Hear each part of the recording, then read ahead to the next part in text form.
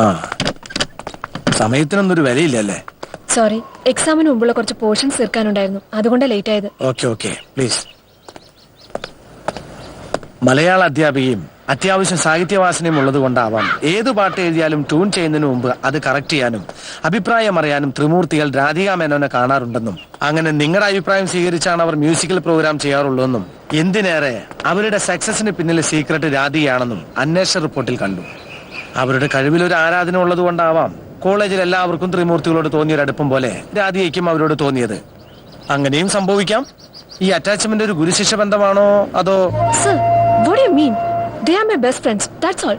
Best friends, അതായത് നല്ല സുഹൃത്തുക്കൾ. സൈക്കോളജി അനുസരിച്ച് സ്വന്തം രക്തബന്ധത്താക്കൾ ഉപരി ഉള്ളു തുറന്ന് ഏത് കാര്യങ്ങളും ഷെയർ ചെയ്യുന്നവർ. അങ്ങനെയെങ്കിൽ അവർ ചെയ്ത കൊലപാതകങ്ങളെ കുറിച്ച് മിസ് രാധിക മേനോൻ അറിയാമെന്ന് ചുരുക്കം. No, അവർ കൊലപാതകളല്ല, അവരത് ചെയ്യില്ല. കൊല്ലപ്പെട്ട ജസ്റ്റിസ് തന്റെ അമ്മാവനായിരുന്നിട്ടും ആ കൊലക്കേസിൽ പോലീസ് സംശയിക്കുന്നവരെ രാധികയ്ക്ക് എങ്ങനെ പൂർണ്ണമായിട്ട് വിശ്വസിക്കാൻ കഴിയും? തീർച്ചയായും അവരത് ചെയ്യില്ല. എനിക്കിതിൽ നല്ല വിശ്വാസമുണ്ട്. പിന്നെ നിങ്ങൾ അത് വിശ്വസിക്കണമെന്ന് എനിക്ക് നിർബന്ധമില്ല. കാരണം നിങ്ങളൊരു പോലീസുകാരനാണ്, കുറ്റവാളികളെ മാത്രം തേടി നടക്കുന്ന പോലീസ്. ചൂടാവില്ല madam, cool down please, relax. അപ്പൊ പിന്നെ ആരായിരിക്കും? ഏതാ പെൺകുട്ടി? ഗീത, വിനോദിന്റെ കസിന്. ഇങ്ങുവാ. ഗീത, രണ്ടാം പ്രതി വിനോദിന്റെ മുറപ്പെണ്ണ്. അവരെ കുറിച്ച് എന്തെങ്കിലും അറിയാതിരിക്കില്ല. എങ്കിൽ ഈ കുട്ടിയോടൊന്ന് ചോദിക്കല്ലേ മിസ് മേനോൻ, വിനോദിന്റെ കസിനോ അതോ വുഡ്ബിയോ? അങ്ങനെ സാർ ഉദ്ദേശിക്കുന്ന പോലെ ഞങ്ങൾക്ക് പറയത്തക്ക ബന്ധമൊന്നുമില്ല. എന്ന് വെച്ചാൽ കൊലയാളിയായ വിനോദുമായി അത്ര വലിയ ബന്ധമൊന്നും ഇല്ലെന്നും അഥവാ ഉണ്ടായിരുന്നെങ്കിൽ തന്നെ ഇനിയും ആ ബന്ധം തുടരാൻ ആഗ്രഹിക്കുന്നില്ലെന്നും അർത്ഥം.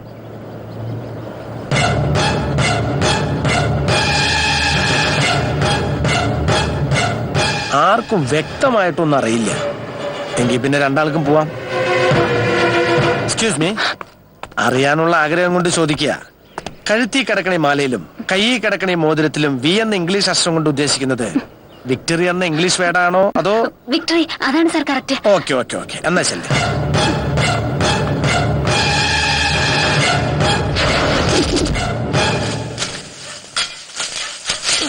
അതെ,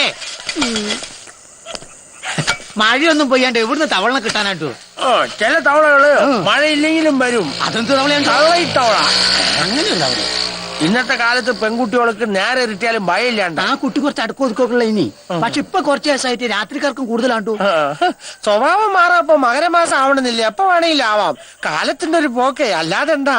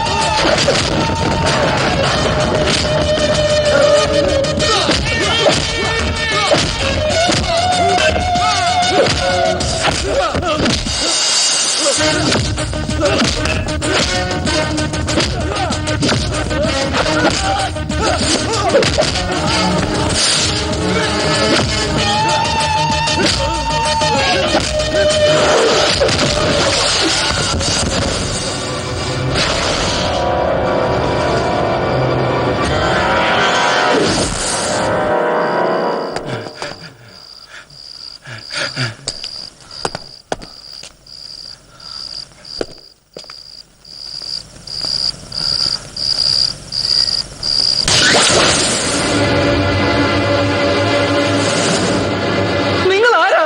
എന്തിനാ ഞങ്ങൾ ഉപദ്രവിക്കുന്നേ? രാവണൻ.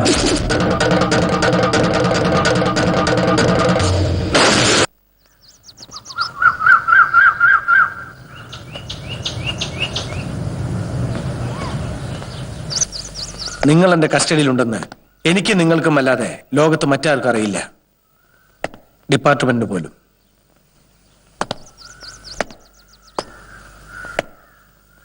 കാരണം യഥാർത്ഥ കുറ്റവാളികളെ പുറത്തു കൊണ്ടുവരണമെന്ന് നിങ്ങളെപ്പോലെ ഞാനും ആഗ്രഹിക്കുന്നു. പക്ഷെ അതിനു വേണ്ടത് പരസ്പര സഹായമാണ്.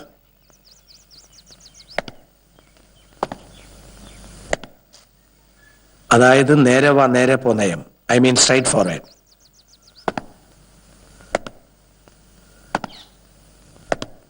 ഗീതയ്ക്ക് ഇതിലുള്ള റോൾ എന്താ?